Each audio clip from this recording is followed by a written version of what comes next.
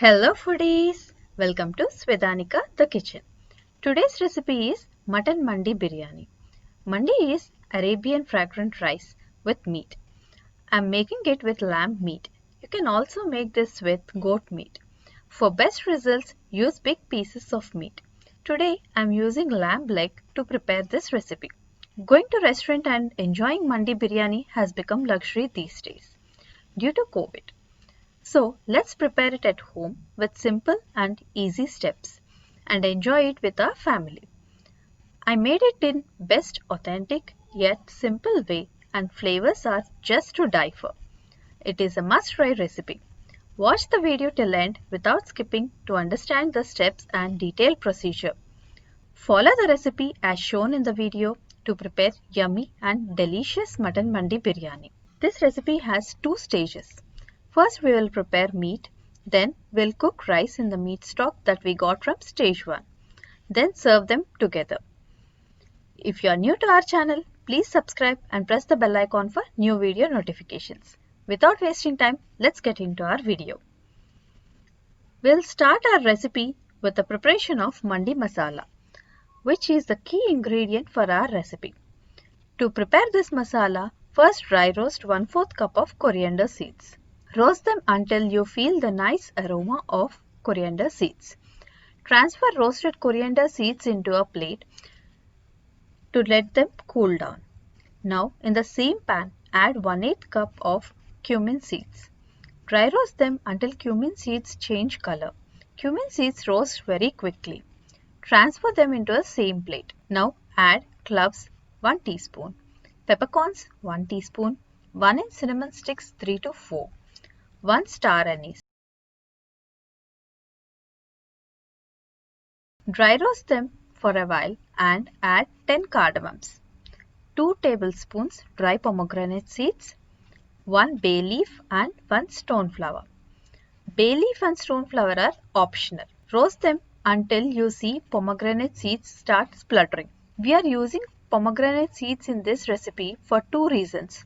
One is it substitutes dry lemon and other is it is a good meat tenderizer. Now transfer the ingredients into the same plate. Let them cool down and grind them into a fine powder. This recipe yielded half cup masala. Now we proceed into the actual recipe. As I said earlier, this recipe requires big pieces of meat. Today I am using lamb leg for this recipe. First make small slits on the meat using knife on all sides. By doing this, the meat is well seasoned.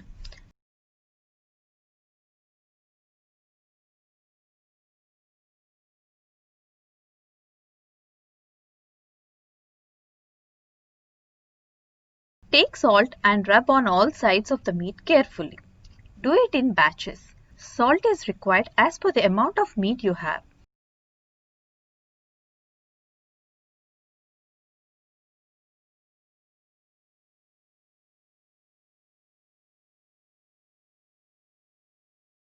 Now add turmeric powder and rub on all sides.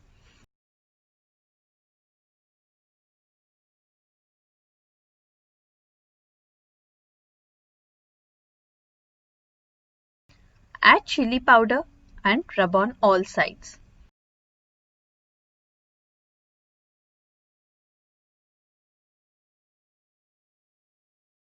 Now add ginger garlic paste and repeat the same process. Usually they add ginger paste and garlic paste separately. Since we are used to ginger garlic paste and it is a staple in our pantry, I use ginger garlic paste. Now it's time for mandi masala that we have prepared earlier. We are using only 1/3 of the masala that we have prepared.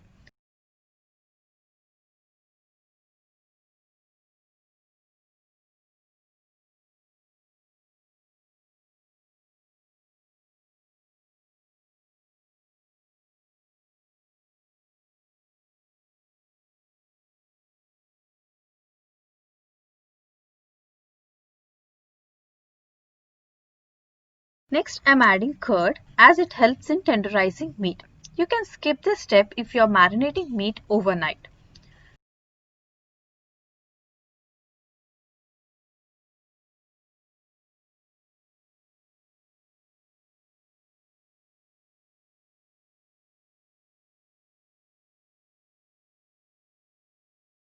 Drizzle cooking oil over the meat and spread it with hands.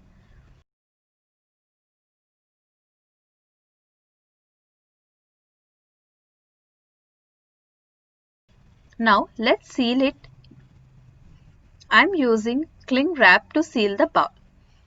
Seal it properly and refrigerate for at least 2 to 3 hours. After 3 hours, preheat oven at 400 Fahrenheit, which is 205 degrees centigrade. Let's open the marinated meat. Look at the meat. It is fully coated with spices. Now transfer this meat onto a metal mesh. Mesh is carefully placed above the oven-safe bowl, which should be of the same length as meat. I am using same Pyrex bowl in which I have marinated. Now add some water in the bowl. I am using 440 ml water.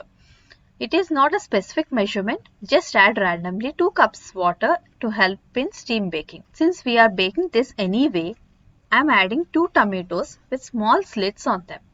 Now seal it completely using aluminium foil.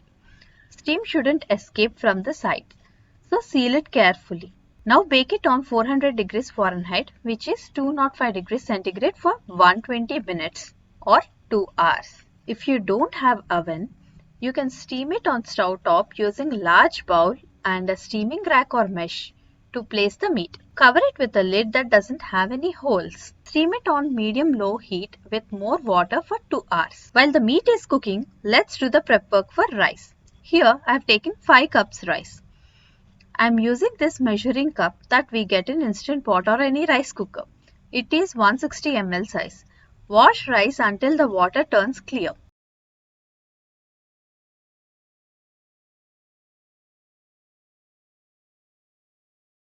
Now soak rice for 2 hours. After 2 hours, let's open the baked meat.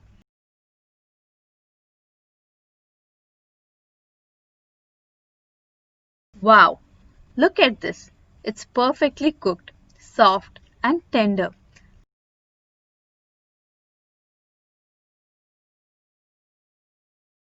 Let's transfer the tomatoes into a bowl, which we use them later.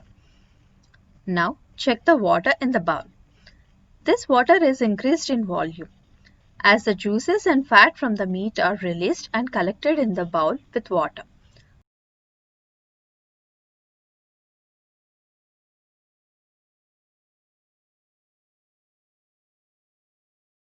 Let's transfer this water into a bowl.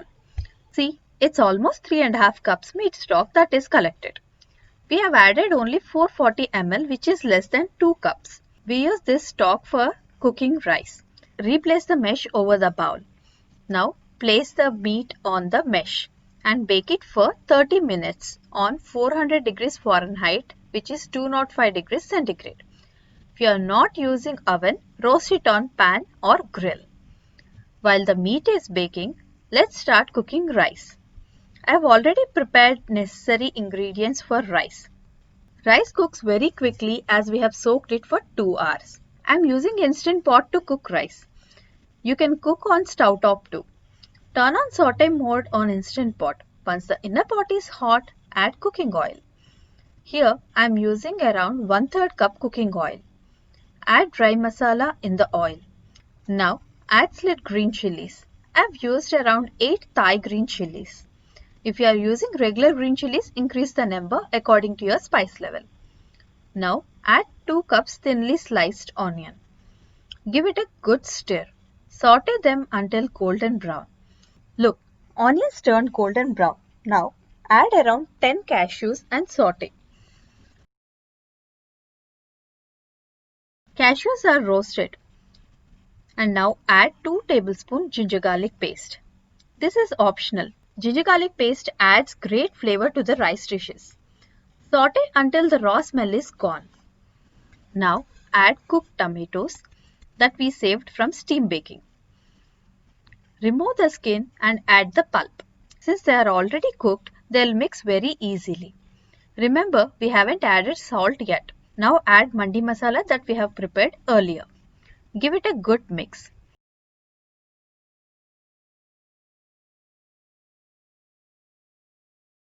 Now add soaked rice.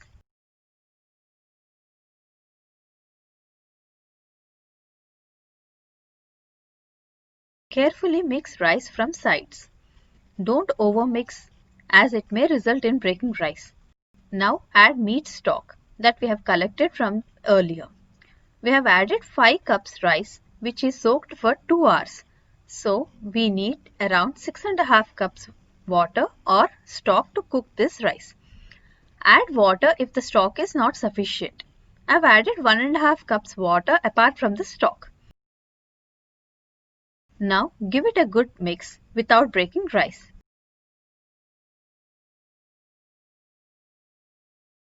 Taste the water. Since the stock is already seasoned, we need to check and adjust salt.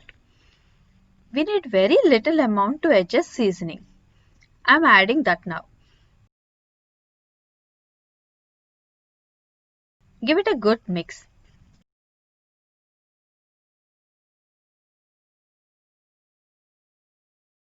Now at the end, before closing lid, we add lemon zest while the rice started cooking. This adds extra flavor to the rice.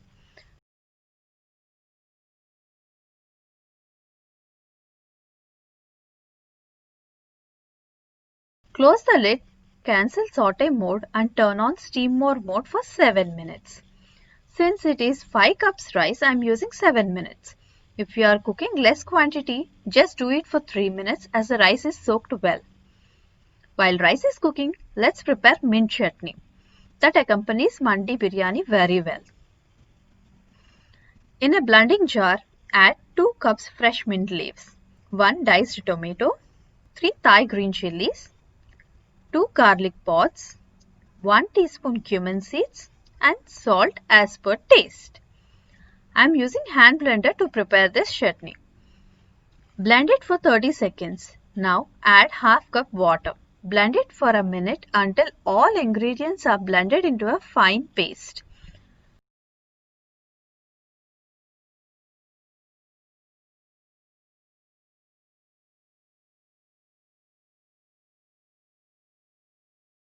Now squeeze half lemon or lime.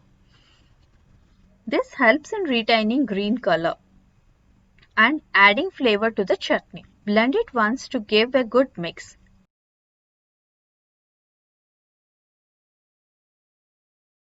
Mint chutney is ready.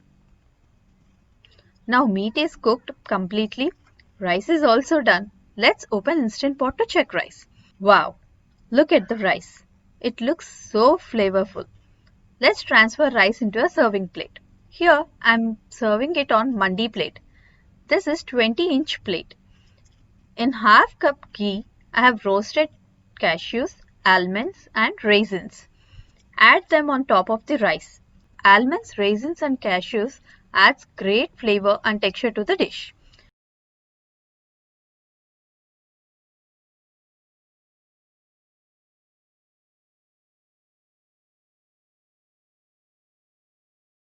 Now place the cooked meat on the top of the rice.